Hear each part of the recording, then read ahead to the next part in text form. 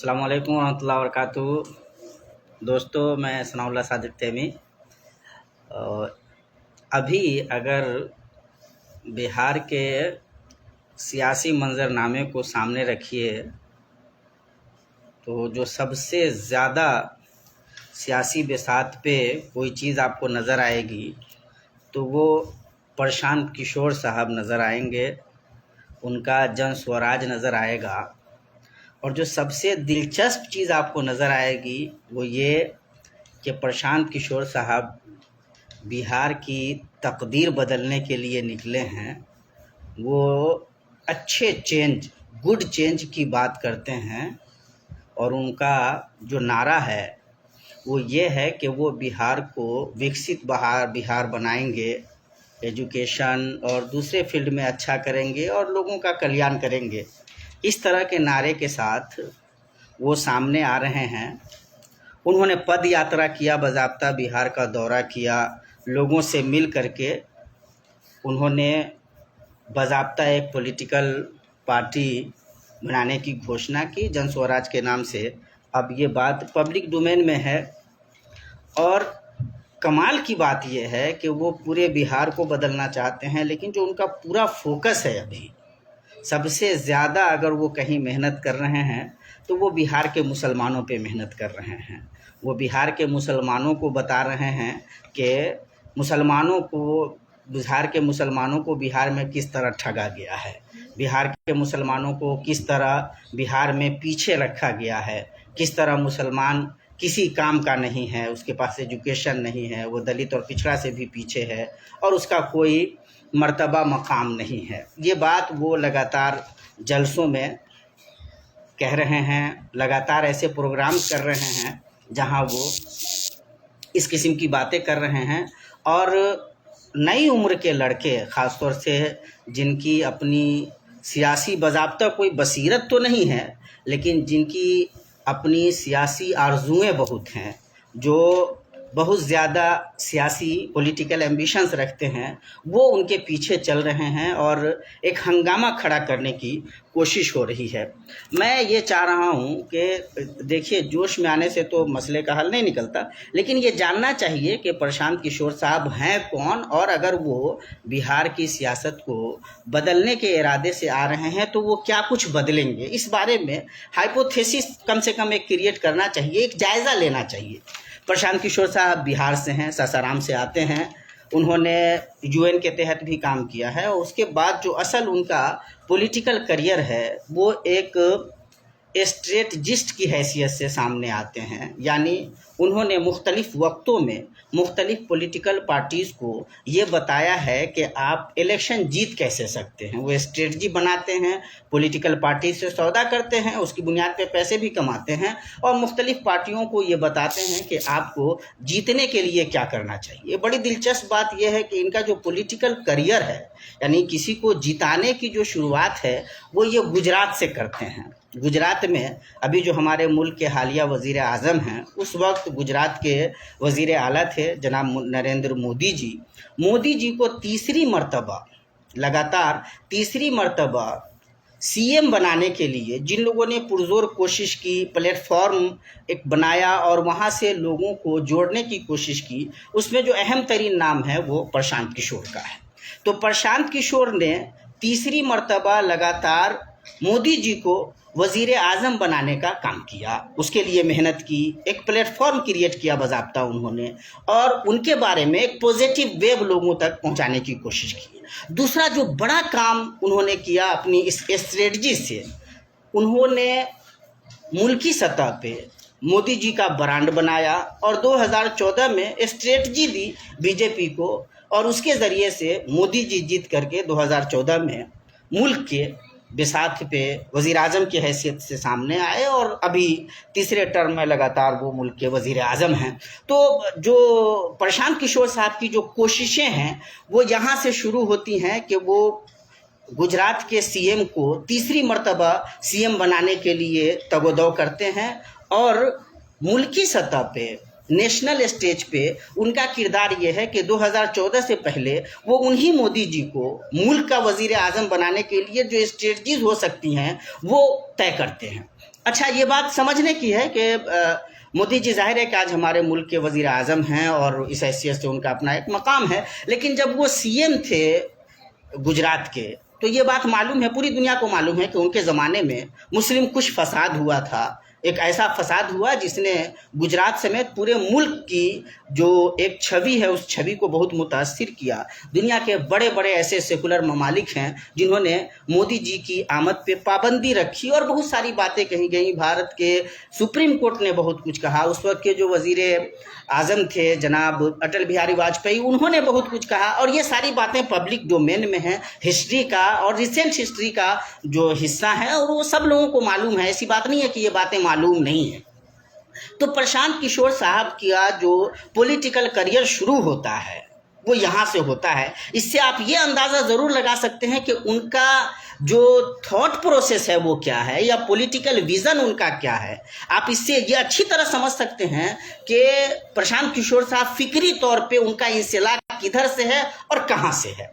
उसके बाद उन्होंने जब उनकी वो एक हैसियत बन गई कि भाई ये स्ट्रेटजिस्ट हैं तो उन्होंने मुख्तलिफ पार्टियों के लिए काम किया। उसमें जदयू भी है, उसमें डीएमके भी है, उसमें तृणमूल कांग्रेस भी है और मुख्तलिफ सतह पे उन्होंने काम किया। कई जगहों पे उन्हें कामयाबी मिली। एक जगह एक मरतबा तो उन्होंने कांग्रेस के लिए भी काम किया लेकिन वो नाकाम रहे और जब नाकाम रहे तो उसका ठेकड़ा उन्होंने कांग्रेस के ऊपर डाल दिया।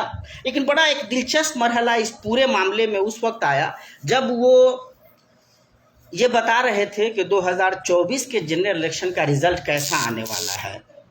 उनकी जो अपनी भविष्यवाणी थी वो ये थी कि इस मर्तबा मोदी जी 300 से ज़्यादा सीटें लेकर के आएंगे और बीजेपी अपने बलबूते पे 2019 से भी ज़्यादा बड़ी बहुमत के साथ हुकूमत बनाएगी। लेकिन वो उनकी जो भविष्यवाणी थी वो गलत साबित हुई। कमाल है, ये बहुत सोचने वाली बात है कि एक स्ट्रेटजिस्ट है, एक आदमी है जो एक स्ट्रेटजिस्ट है, वो स्ट्रेटजी बनाता है। अच्छा, उसका अपना एक अब बाज़ाब्ता प्लान है कि वो एक पॉलिटिकल पार्टी फॉर्म करने जा रहा है। जिस पॉलिटिकल पार्टी के जो आदर्श हैं, जो उद्देश्य हैं, वो नहीं होंगे जो बीजेपी के हैं। लेकिन वो ये कह रहा है कि बीजेपी 300 से ज़्यादा सीट लेकर के आएगी। अच्छा, ये भविष्यवाणी करने में मसला नहीं है भाई। आपको अगर आपकी रीडिंग ये है कि इतनी सीटें लेकर के आ रही है, इसमें मसला नहीं है। मसला इसमें है कि उस रीडिंग पे वो बिल्कुल आदमी रिजिड हो जाए, उसके लिए वो किसी भी हद तक चला जाए और वो गलत तरीके से फिर उसको मतलब इंडोर्स करने की कोशिश करे कि उसने कुछ गलत नहीं कहा था और उस पर बिल्कुल मतलब किसी भी हद तक जाने के लिए तैयार हो जाए। जब उसको याद दिलाया जाए कि भाई तुम्हारा ये कहना गलत था तो वो मतलब पैंतरेबाजी करने लगे। हफ्तों दसियों दिन तक वो मंजरनामे से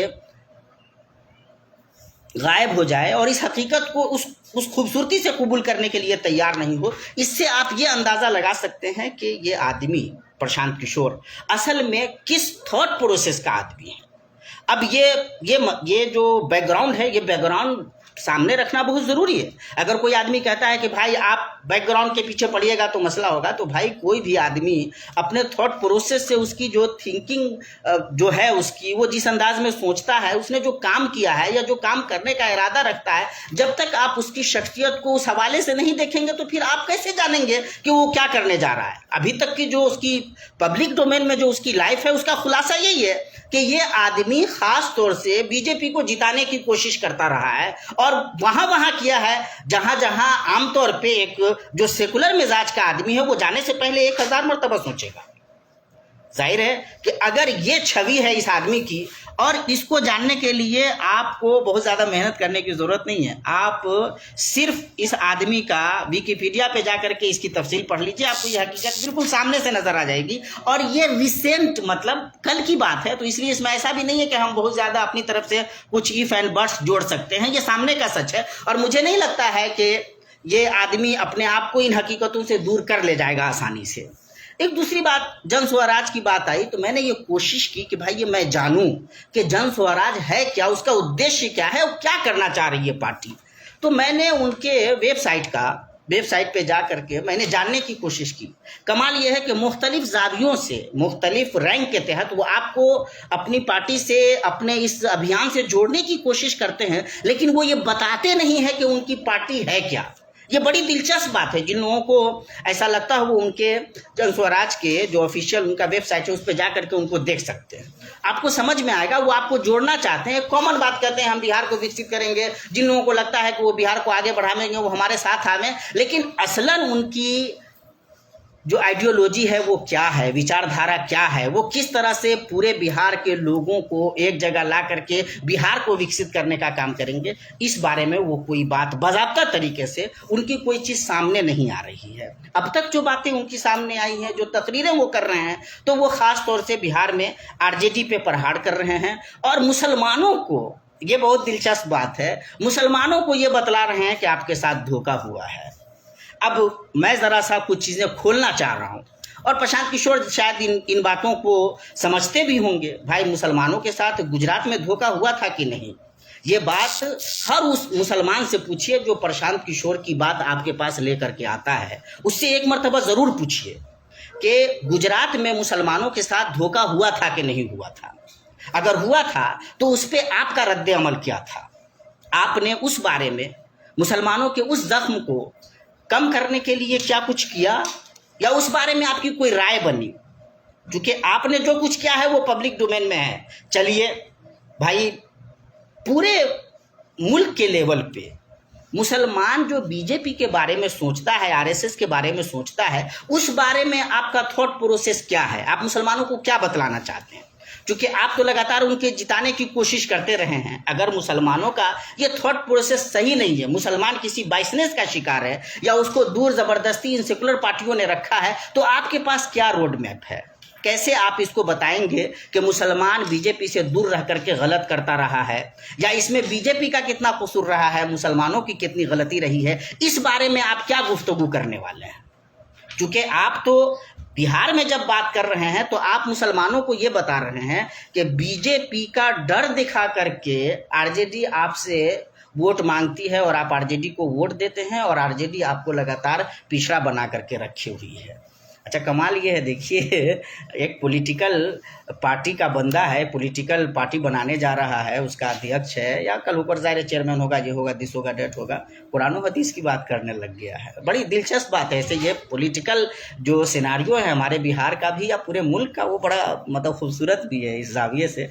तो इसको इस जाविये से भी देखना चाहिए। अबू बिस्तारे के पास जितना मतलब जैसा इल्म ज़ाहिर है उसको किसी ने उल्टा सीधा समझा दिया। इतना तो शऊर है नहीं कि भाई पढ़ लिख भी लो। अगर इतना ही गुरूर है या मुसलमानों के बारे में आपका इतना ही जाविया है कि ये पढ़ते लिखते नहीं है, तो उनके बारे में जब आप बात करने जा रहे हैं तो पहले पढ़ लिख लीजिए, उसके बाद बात कीजिए। तो लगेगा भी कि यार हमारा एक रहनुमा ऐसा आया है जिसके पीछे हम चल सकते हैं आसानी से, जो हमको भी जानता है, हमारे ग्रंथों को भी समझता है, हमारी मजहबी किताबों के बारे में भी इसकी मार्फत अच्छी है। तो पढ़ लिख लीजिए। प्रशांत किशोर साहब, ये मतलब उसी तरह की बातें हैं जिस तरह की बातें कोई भी हवा हवाई में कर जाता है, तो ये अच्छी बात नहीं है।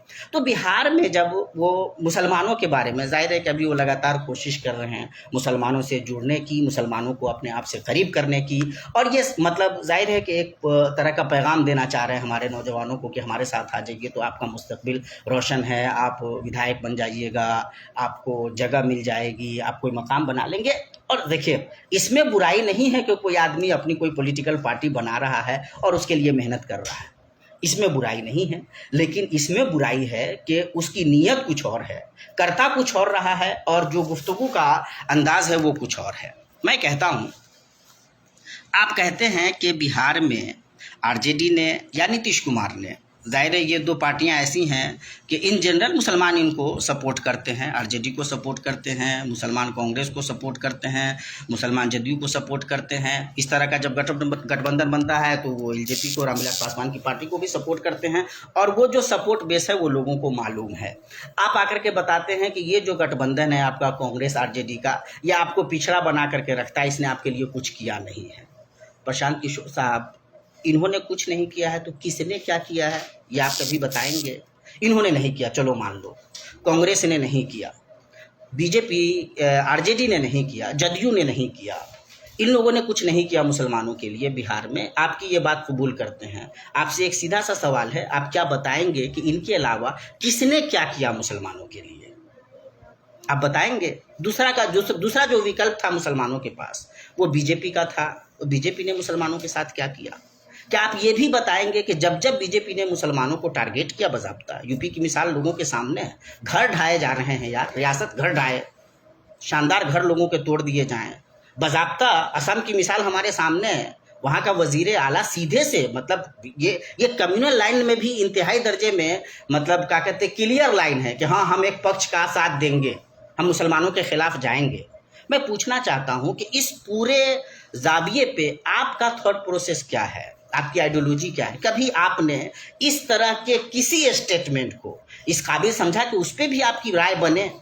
कभी आपने बताया बीजेपी को कि भाई आप मुसलमानों की क्यों साइड लाइन करना चाहते हैं, क्यों उनके खिलाफ एक माहौल बना करके आप मुल्क में एक ख़ास किस्म का माहौल पैदा करके हुकूमत करना चाहते हैं? इस बारे में भी आपकी कोई राय है, या आप सिर्फ मुसलमानों को ये बताएंगे कि आप आरजेडी को वोट करते हैं और ये आपके लिए कुछ नहीं करती? आरजेडी पिछले कई सालों से अगर सही तरीके से देखा जाए तो बिहार में बाज़ाब्ता तरीके से वो गवर्नमेंट में नहीं है, लेकिन अगर मुसलमानों के मसाइल को किसी ने उठाया है बिहार में तो आरजेडी ने उठाया है। यूपी के जैसी सूरत हाल बिहार में मुसलमानों के साथ नहीं हुई, उसकी एक बड़ी वजह यह है कि बिहार में आरजेडी जैसी ताकत मौजूद है।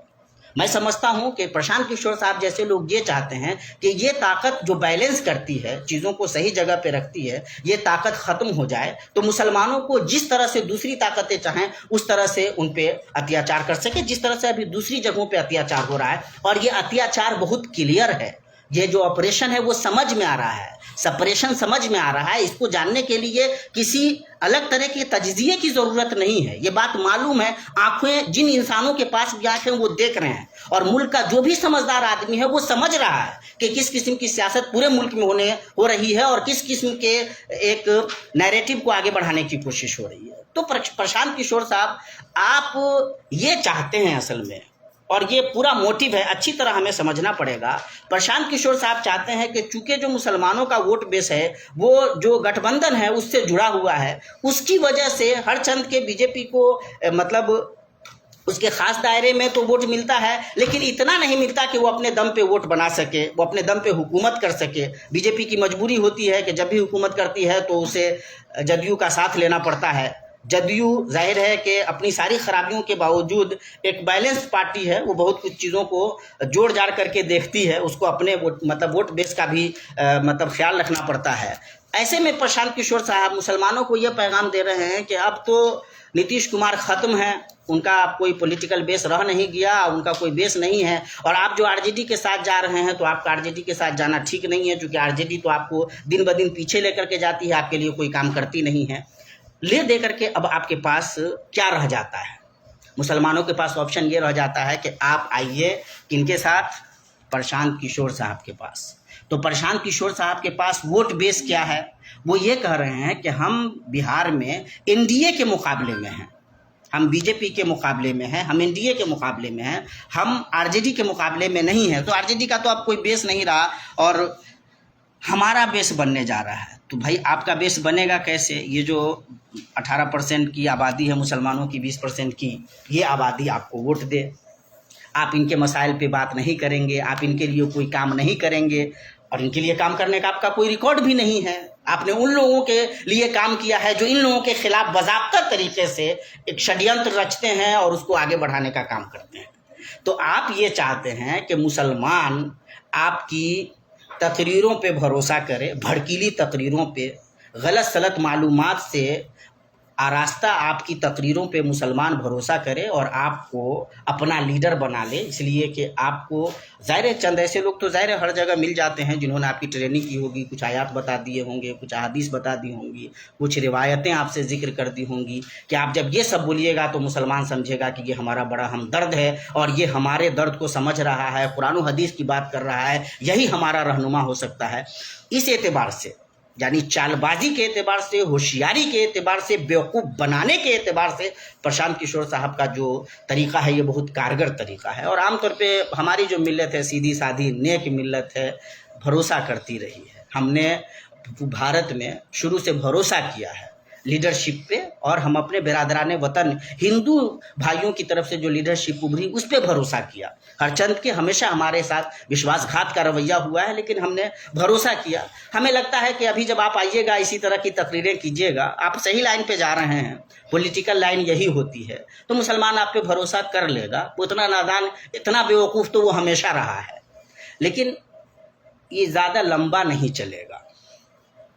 आपको कोई सीट उठ तो मिलेगी नहीं, क्योंकि जब आप बीजेपी के खिलाफ लड़ने जा रहे हैं, एनडीए से आपका मुकाबला है, तो चाहे जो हो जाए, यादव और जो पिछली दूसरी जातियां हैं उनका तो वोट आपको मिलेगा नहीं। आप ऐसे भी स्वर्ण से आते हैं, आप अपर कास्ट से आते हैं, पांडे हैं आप, तो आपको तो वो वोट मिलने नहीं जा रहा है। वो तो बीजेपी का बहुत मतलब क्या कहते हैं उसको, क्लियर बहुत मजबूत वोट शेयर है, तो उसमें तो आप सेंध लगा नहीं पाएंगे। वहाँ से तो कोई आपको वोट देने जा नहीं रहा है। बीजेपी के वोट शेयर में से आपको कुछ मिलेगा नहीं। आपको जदयू के वोट शेयर से भी नहीं मिलने वाला है, क्योंकि अगर बीजेपी और जदयू साथ जाते हैं तो उनका जो कम्बिनेशन है वो मालूम कम्बिनेशन है। अब आपके पास रह जाता है कि भाई ये जो आरजेडी का वोट बेस है, जो कांग्रेस का वोट बेस है, जो मुसलमान से, यादव से और दूसरी पिछड़ी जातियों से बन करके बनता है, तो आप इसमें सेंध लगाइए। इसमें आपको दूसरी जाति के लोग आपकी बातों में नहीं आएंगे, उनको पता है कि आपकी होशियारी क्या है। दलित आपके साथ नहीं जाएगा, अदर जो पिछड़ा है वो आपके साथ नहीं जाएगा, ओबीसी आपके साथ नहीं जाएगा। रह जाता है आपके पास एक ही विकल्प कि आप मुसलमानों को अपनी तरफ खींचिए। और जब अगर आप खींच लीजिएगा तो आपका जो ये जो जायज़ा है वो सही भी है। अगर आप मुसलमानों को अपनी तरफ खींचने में कामयाब रहे तो बिहार में आरजेडी कमज़ोर पड़ जाएगी, और फिर बीजेपी के साथ आप जिस तरह का खेल खेलना चाहे आसानी से खेल पाएंगे। बिहार में यूपी जैसी सूरत हाल मुसलमानों के साथ बनाने में आप कामयाब हो जाएंगे। वो सारी सूरत हाल पैदा कर पाएंगे जो दूसरी रियासतों में तो हुआ लेकिन बिहार में नहीं हो पाया। उसकी बड़ी वजह ये रही कि बिहार में आरजेडी जदयू जैसी ताकतें मौजूद रही हैं जिन्होंने वो खेल खेलने नहीं दिया। तो आप जब मुसलमानों को आरजेडी से खींचेंगे, कांग्रेस से खींच पाएंगे, तो इसका फ़ायदा जो सही मानों में होगा वो ये होगा कि मुसलमान का जो भी पॉलिटिकल एक स्ट्रेंथ है, जो भी उसकी एक सियासी ताकत नज़र आती है, जो भी उसकी आवाज़ उभर जाती है या दूसरे लोगों को ख्याल करना पड़ता है, वो ख़त्म हो जाएगा। अब वो जाहिर है, आप आजकल तकरीरें कर रहे हैं, आयात पेश कर रहे हैं, रहनुमा मुसलमानों के आप होंगे, और आपका जो किरदार है वो मालूम किरदार है, नामालूम किरदार नहीं है। तो मेरी मिल्लत, लेकिन मैं जानता हूँ, बड़ी ही सादा नेक और सादा लौ है, वो आ जाती है बातों में। उसमें भी बहुत सारे नौजवान लड़कों को लगता है कि वो लीडर बन जाएंगे, आपके साथ थोड़ा सा पैदल भी चलते हैं, आपके साथ फ़ोटो खिंचवा करके सोशल मीडिया पे भी डालते हैं, ग्रुप वगैरह में भी डालते हैं, आपकी सनाखानी भी करते हैं, और उनको भी लगता है कि भाई अगर प्रशांत किशोर जी अगर बिहार के वज़ीर आला बनेंगे तो वो भी तो कोई वज़ीर हो ही सकते हैं। हालांकि जाहिर है कि ये शेख चिल्ली का ख्वाब है, लेकिन ख्वाब देखने से किसी को थोड़ी रोका जा सकता है। तो आपकी जो सारी कोशिशें हैं उसका महवर ये है कि आप बिहार में जो सेकुलर सियासत है, और जाहिर है कि बिहार की जो सेकुलर सियासत है वो कास्ट बेस्ड पॉलिटिक्स जो होती है, जो जाति आधार पे, जात के आधार पे जो पॉलिटिक्स होती है वो जुड़ी हुई है आपस में। ये कमाल है। हालांकि इस चीज़ को कई दावियों से लोग देखने की कोशिश करते हैं। हम इसको नकारते नहीं है कि बिहार में जो पॉलिटिक्स है और जो सेकुलर पॉलिटिक्स है वो कास्ट बेस्ड पॉलिटिक्स भी है।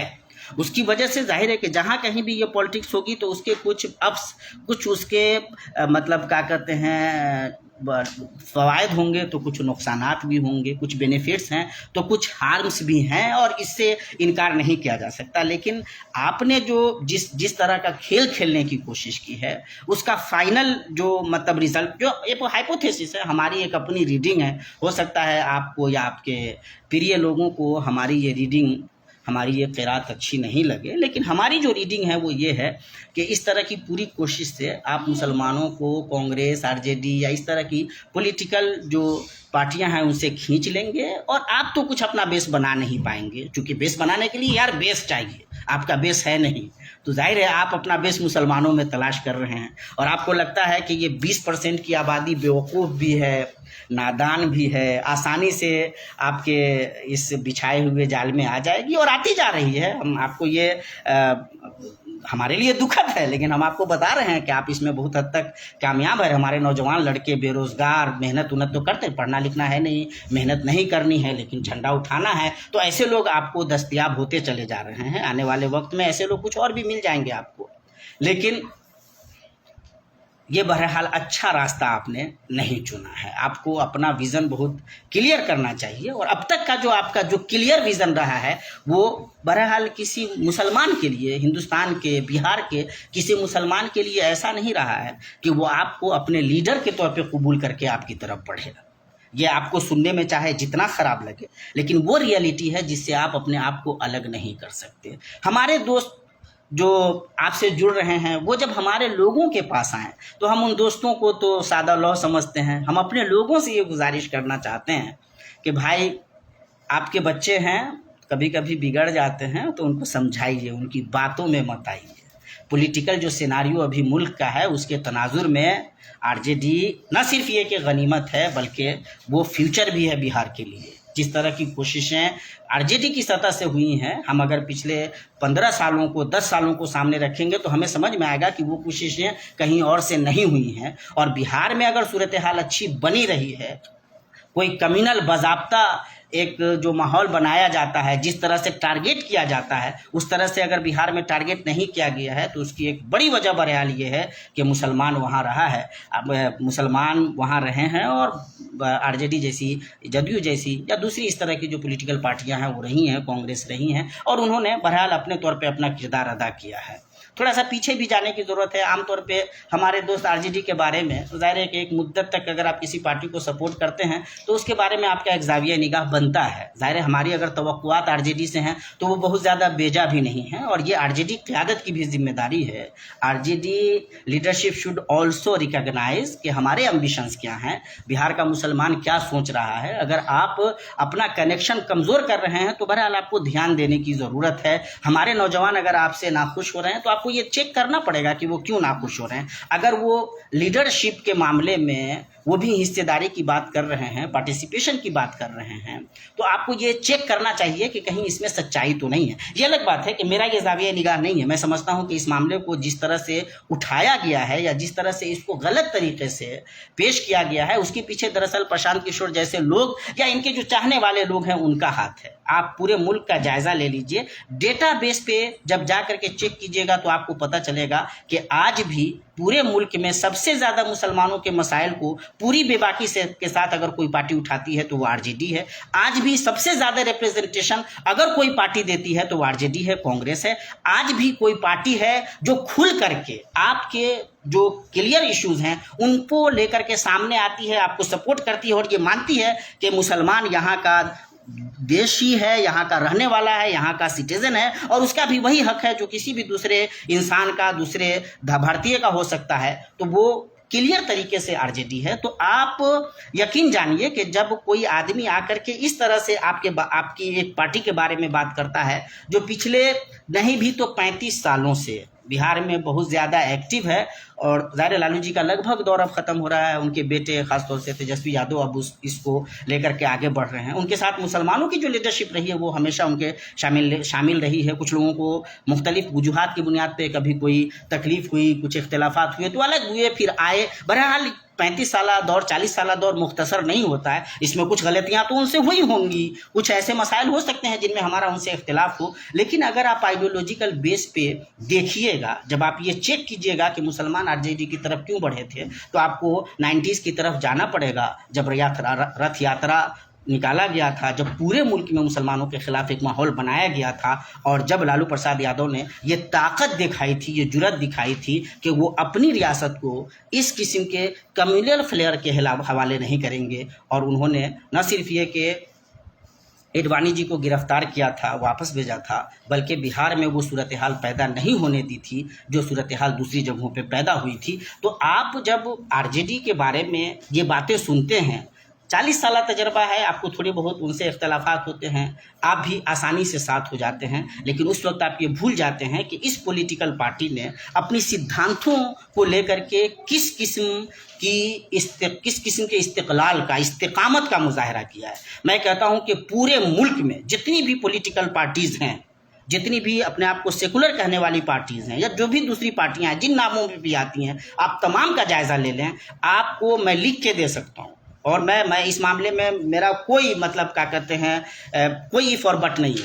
जिस कुव्वत के साथ आरजेडी अपने सिद्धांतों पे खड़ी रही है, अपनी आइडियोलॉजी पे खड़ी रही है, कोई दूसरी पार्टी खड़ी नहीं रही है।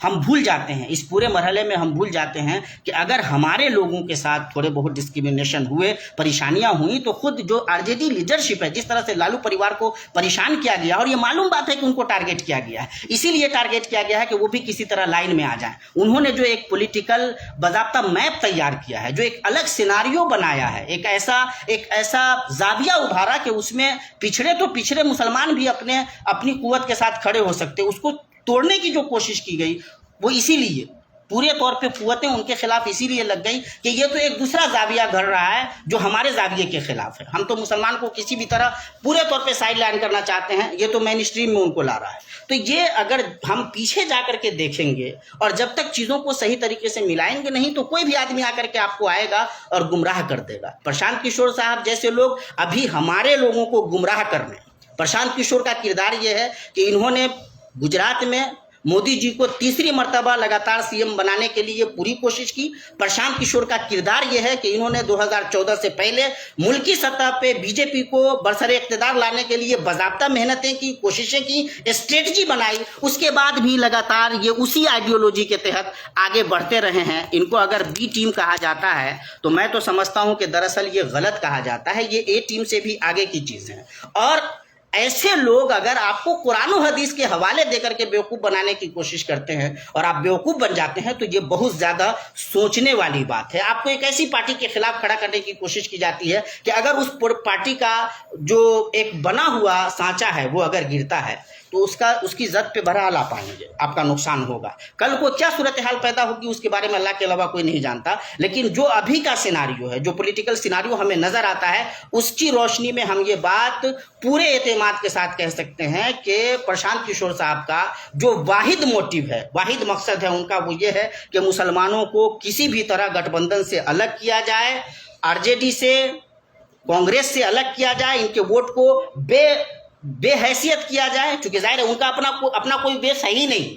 और ये जो कुछ लोग आपको नजर आते हैं और आप धोखे में आ जाते हैं कि इनके साथ बिहार के लोग खड़े हुए हैं, तो आप लिख लीजिए, कल जब मंजरनामा सामने आएगा तो आप याद कीजिएगा कि सनाउल्लाह भाई ने कोई बात कही थी।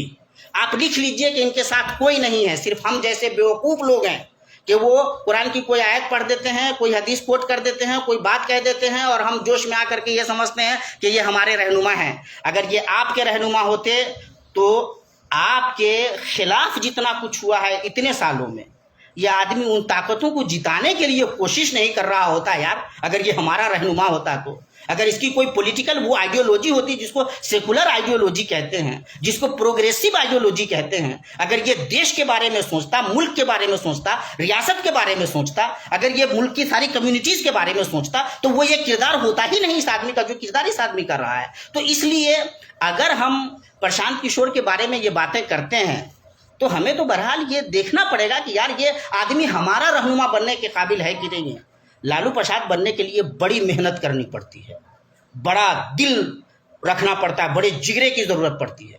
लालू प्रसाद यादव ने पूरी दुनिया को दिखलाया है कि सिद्धांतों पे रह करके पॉलिटिक्स कैसे की जाती है, और उसके लिए कुर्बानियाँ दी हैं उस आदमी ने। ये वो प्रशांत किशोर जैसे लोग जब वो आते हैं और हमें किसी ख़ास जाविये से अपने मफाद की खातिर हमें अपने रास्ते से हटाने की कोशिश करते हैं और हम आसानी से उनकी तरफ चले जाते हैं, डफली बजाने लगते हैं, तो हमें बहरहाल तकलीफ़ होती है, अफसोस होता है। जब चारों तरफ आंधी चल रही थी तो सिर्फ एक दरख्त था जो अपनी जगह पे कायम था, और मैं आपको बहुत क्लियर तरीके से बता रहा हूँ, उस एक दरख्त का नाम आरजेडी और लालू प्रसाद यादव है।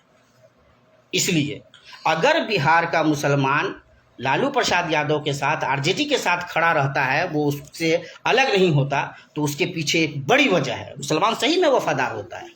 हमने कांग्रेस के साथ भी बहुत वफादारी की थी।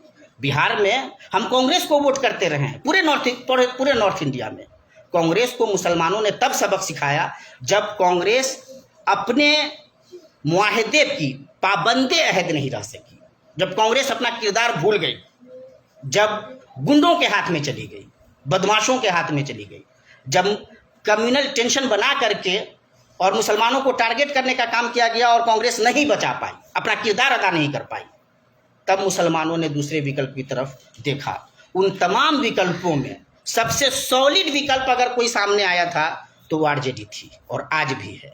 तो मेरे कहने का जो मतलब है वो ये है कि हम जब जोश में आते हैं तो जोश में आने के साथ साथ हक़ाइक़ की ज़मीन पे ठहर करके भी जायज़ा लेना चाहिए कि ये आदमी जो आ करके इस किस्म की खूबसूरत बात कर रहा है, इसका अपना किरदार क्या है, इस आदमी के अपने सिद्धांत क्या रहे हैं, इस आदमी ने अब तक हमारे लिए, हमारी कम्युनिटी के लिए, हमारे स्टेट के लिए इसने किया क्या है।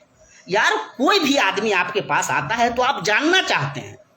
इस आदमी से ज़्यादा डुबियस कैरेक्टर का कोई दूसरा आदमी अभी पॉलिटिकल मतलब पब्लिक लाइफ में है ही नहीं, और हम एक ऐसे आदमी को अपना रहनुमा समझ लें, ये मुस्लिम क़यादत के लिए भी बड़े गौर व फिक्र की और बहुत ज़्यादा सोचने की घड़ी है। और मैं ख़ास तौर से जो आरजेडी, जदयू और कांग्रेस वगैरह जैसी पार्टियों से जुड़े हुए मुसलमान हैं, पॉलिटिकल लीडर्स हैं, मैं उनसे कहना चाहता हूं कि आपका और आपके समाज का जो राब्ता रहना चाहिए वो राब्ता नहीं है। आपका और आपके समाज के लोगों का जो दुख है, उस दुख को शायद आप अपनी पार्टीज तक ले जाने में नाकाम हैं। और ये गैप जितना बढ़ता चला जाएगा आपके लिए भी नुकसानदेह होगा, आपकी कम्युनिटी के लिए भी नुकसानदेह होगा। एक ऐसा आदमी जिसका अपना कोई कैरेक्टर नहीं, वो इस मामले में पॉलिटिकल लाइफ जीने के मामले में ऐसे आदमी को कैरेक्टर लेस कहा जाता है। उसका कोई थॉट मतलब बज़ाब्ता कोई उसकी आइडियोलॉजी नहीं है। वो आदमी आता है और आपके लोग उसके पीछे भागने लगते हैं, और आपका जो कनेक्शन होना चाहिए वो कनेक्शन उस तरह से मजबूत नहीं है। तो ये आपके लिए बहुत सोचने की ज़रूरत है। इसी तरह जो सेकुलर पार्टियां हैं वो उनको ये समझने की ज़रूरत है कि अगर आप हमारी कम्युनिटी जो आपके साथ खड़ी है, अगर इनका दर्द आप नहीं समझेंगे या जो भी मसाइल इनके यहाँ पनप रहे हैं उनको आप जानने की कोशिश नहीं करेंगे, एक ख़त अगर आप निकाल देते हैं, एक लेटर जारी कर देते हैं और आप समझते हैं कि इससे आपका मसला हल हो जाएगा, तो ये एक तरह की नादानी है। ये कह देना कि ये बी टीम है और दिस है और डैट है, उससे मसला हल नहीं होता। मामलात को देखना पड़ता है, आपको ज़मीन पे उतरना पड़ेगा। तेजस्वी यादव जैसे लोग, जो तेजस्वी यादव हैं, उनके साथ जो लोग हैं, उनको भी ये समझने की ज़रूरत है कि इस तरह की सूरत हाल क्यों पैदा हो रही है। जोश में या लेटर जारी करके या उल्टे सीधे स्टेटमेंट दे करके आप लोगों को बरगला देंगे, उससे फ़ायदा नहीं होगा। हमारे नसीम साहब ज़ाहिर है कि वो इस पार्टी से चूँकि जुड़े हुए हैं, इससे पहले आप दूसरी पॉलिटिकल पार्टी से जुड़े हुए थे, तो आप अपने तौर पे अपनी बातें रख रहे हैं, आपका ये हक़ है। लेकिन मेरा जो मुताला है इस आदमी के बारे में, जो मेरी रीडिंग है वो ये है कि वो एक नंबर का फ़रेब दहिंदा टाइप का आदमी है। कोई पॉलिटिकल पार्टी फॉर्म करने वाला आदमी, लॉन्च करने वाला आदमी कुरान और हदीस की बात नहीं करेगा। और जब वो कुरान और हदीस की बात करने लग जाए तो आप समझ लीजिए कि वो आपको ऐसी जगह से, आपके ऊपर ऐसी जगह से हमलावर होने की कोशिश कर रहा है जो बहुत ख़तरनाक है। ये मैं बहुत जवाबदेही के साथ ये बात कह रहा हूँ। पॉलिटिकल लीडर वो हमारा जो मसाइल हैं हमारे ज़िंदगी के, उसके हल करने की बात करेगा। वो हमारे थॉट प्रोसेस को दुरुस्त करने के लिए नहीं आवेगा, हमारे अकीदे और अमल को दुरुस्त करने के लिए वो नहीं आवेगा। ये सेकुलर एक मुल्क में पॉलिटिकल लीडर की ये जिम्मेदारी भी नहीं है, न ये उसका कर्तव्य बनता है। जब वो ये कोई करने लगे तो उससे बहुत ज़्यादा इंसान को सतर्क हो जाना चाहिए। मैं बहैसियत एक फ़र्द के, मिल्लत के एक फ़र्द के, अपनी मिल्लत को आगाह करना चाहता हूँ कि प्रशांत किशोर साहब का किरदार, अब तक का जो किरदार है उनका, वो हमारी मिल्लत के लिए नेक फाल नहीं है। उनका जो किरदार है वो डूबियस है। पॉलिटिकल लाइफ के हवाले से अगर देखा जाए तो वो बाज़ाब्ता किसी सॉलिड कैरेक्टर के आदमी नहीं हैं। उनकी बातों पे आप भरोसा करके यकीनी तौर पे अपने आप को दलदल में डालेंगे। तो ऐसे आदमी अगर हमारे पास आते हैं जो अपने पूरे पॉलिटिकल करियर में उन लोगों को जिताते रहे हैं जिन्होंने हमें हर सतह पे पराजित करने के लिए, हमें नुकसान पहुँचाने के लिए मेहनतें बाज़ाब्ता की हैं, जो बिहार में आकर के उस सिनारियो को, उस एक बने हुए माहौल को बिगाड़ने की कोशिश कर रहे हैं, जिस माहौल में बहरहाल मुसलमान दूसरी रियासतों के मुकाबले में अपने आप को ज़्यादा बेहतर पाता है।